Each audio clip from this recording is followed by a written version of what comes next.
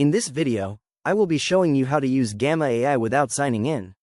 Let's get started. First, I'll head to Google and search for Gamma AI to find the official site.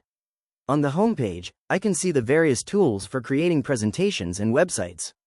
A sign-in prompt might appear, but I'll just close it to continue exploring the interface.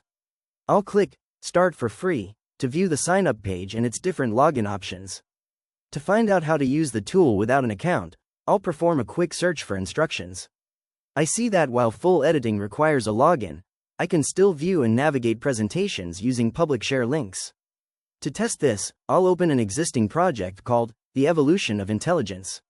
I'll click the Share button at the top and set the permissions for anyone with the link to view. Then, I'll copy that share link to my clipboard. Now, I'll sign out of my account to prove the process works. Once I'm completely signed out, I'll paste the link back into my browser. As you can see, the presentation loads perfectly, allowing me to browse all the slides and content without needing to log in or create an account.